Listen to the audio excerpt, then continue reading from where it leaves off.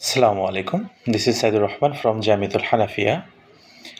আজ অষ্টম শ্রেণীর ইংরেজি বইয়ের ইউনিট 6 লেসন 6 এটা নিয়ে আলোচনা করব। টপিক হচ্ছে অ্যানাউন্সমেন্টস অন বোর্ড 2। এটি মূলত যখন প্লেনে বা ফ্লাইটে ওঠা হয়, ওঠার পরে ওখানের যে ক্রু মেম্বার্স থাকেন অথবা ক্যাপ্টেন থাকেন, তাদের ভিতর থেকে কেউ একজন কিছু অ্যানাউন্স করেন প্যাসেঞ্জারদের জন্য। তো আমরা আমাদের প্রিভিয়াস ভিডিওতে অ্যানাউন্সমেন্টস অন সেটা পড়েছি। আজকে আমরা দ্বিতীয়টি পড়ব। এটা হচ্ছে মূল বইয়ের ৭১ পৃষ্ঠায়। ওকে, কথা বাড়াবো না, আমরা শব্দে শব্দে অর্থে চলে যাব। এটির মধ্যে একটি ঘোষণা যেটা প্লেনে ওঠার পরে সকল যাত্রীকেই শুনতে হয় অফিসিয়ালদের পক্ষ থেকে। এখানে বলা হচ্ছে প্রথমেই oxygen and the air pressure, মানে অক্সিজেনের এবং বায়ুর যে প্রেশার, চাপ যেটা, আর অলওয়েজ বিং মনিটরড, এটা সবসময়, অলওয়েজ বলতে সবসময়, সর্বদা, বিং মনিটরড মানে পর্যবেক্ষণ করা হচ্ছে। In the event of lack of oxygen, যদি কখনো অক্সিজেনের ঘাটতি দেখা যায়, an oxygen mask will automatically appear, একটি অক্সিজেনের মাস্ক স্বয়ংক্রিয়ভাবে, অটোমেটিক্যালি বলতে স্বয়ংক্রিয়ভাবে, অ্যাপিয়ার আবির্ভূত হবে বা চলে আসবে, ইন ফ্রন্ট অফ ইউ আপনার সামনে। Pull the mask towards you, আপনি আপনার দিকে এই মাস্ক যেটি বের হবে আপনার সামনে সেটি নিজের দিকে টেনে নেবেন। এটা প্লেস ইট ফার্মলি, এবং এটাকে দৃঢ়ভাবে আপনি স্থাপন করবেন ওভার ইউর নোজ, আপনার নাকের উপরে, অ্যান্ড দ্য মাউথ এবং মুখের উপরে, মানে এভাবে যেভাবে মাস্ক পরা হয় সেভাবে। এরপরে বলা হচ্ছে সিকিউর দ্য ইলাস্টিক ব্যান্ড, এবং ইলাস্টিক ব্যান্ড যেটা ফিতা বলা যায় বা ব্যান্ড, এটা কি করবেন, সিকিউর মানে বাঁধবেন, বিহাইন্ড ইউর হেড, আপনার মাথার পেছনে, মানে মাস্ক পরে এখানে একটা ব্যান্ডের মতো থাকবে, এটাকে পেছনে নিয়ে বাঁধতে বলা হয়েছে। অ্যান্ড ব্রেথ নর্মালি, এবং স্বাভাবিকভাবে শ্বাস প্রশ্বাস নিন। ইফ ইউ আর ট্রাভেলিং, যদি আপনি ভ্রমণ করে থাকেন, উইথ আ চাইল্ড, কোনো শিশু বা বাচ্চার সাথে, মানে কোনো বাচ্চা যদি আপনার সাথে থাকে, ওর সামন অথবা এমন কেউ হু রিকোয়ার্স অ্যাসিস্ট্যান্স, যার রিকোয়ার্স মানে প্রয়োজন হতে পারে, অ্যাসিস্ট্যান্স সাহায্য, সিকিউর ইউর মাস্ক, তাহলে আপনি আপনার এই যে মাস্ক এটা আগে পরেন। সিকিউর ইউর মাস্ক ফার্স্ট, আপনি আমার নিজের মাস্ক আগে পরুন। And then assist the other person, তাহলে এরপর কি করবেন, অন্য ব্যক্তিকে সাহায্য করবেন।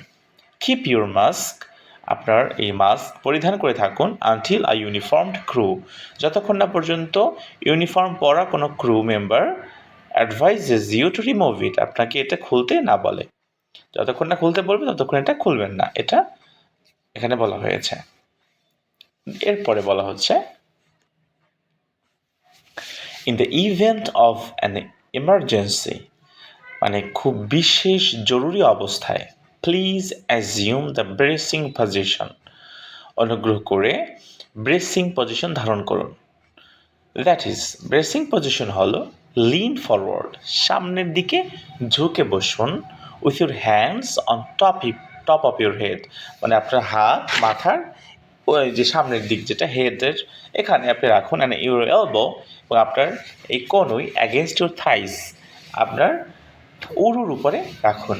এনশিওর ইউর ফিট, এটি নিশ্চিত করুন যে আপনার পা আর ফ্ল্যাট অন দ্য ফ্লোরে সমতল অবস্থায় আছে, মানে উঁচু নিচু হয়ে নাই বা আঙুলের উপরে দাঁড়ানো নাই, আপনি একদম সমতল অবস্থায় পা রাখা আছে।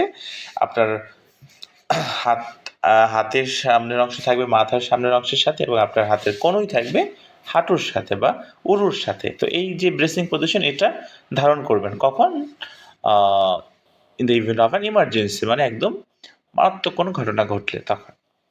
এরপরে বলা হচ্ছে লাইফ ভেস্ট, জীবন রক্ষাকারী লাইফ জ্যাকেট যেগুলো, সেটা কি করা আছে, ইজ লোকেটেড, এটা অবস্থিত, ইন আ পাউচ, একটি গোছার ভেতরে, মানে একটি পুটলির ভিতরে বা একটা ব্যাগের ভেতরে, আন্ডার ইউর সিট, আপনার সিটের নিচে, আর বিটুইন দ্য আর্মরেস্ট, অথবা আপনার হাতলের যে হাত রাখা থাকে হাতলের নিচে, হাতলের মাঝখানে। When instructed to do so, যখন এরকমটা করতে বলা হবে, ওপেন দ্য প্লাস্টিক পাউচ, তখন প্লাস্টিকের এই যে ব্যাগ যেটা এটা খুলবেন, আর রিমুভ দ্য ভেস্ট, এবং ওই জ্যাকেটটি বের করবেন। Slip it over your head, এটাকে মাথার এই ওভার মানে পিছন থেকে এটা পরিধান করুন। পাস দ্য স্ট্রাপস, এটার যে ফিতাগুলো আছে সেগুলোকে আপনি পাস করবেন অ্যারাউন্ড ইউর ওয়েস্ট, মানে আপনার কোমরের এইখান দিয়ে এভাবে টেনে কোমরে বাঁধবেন।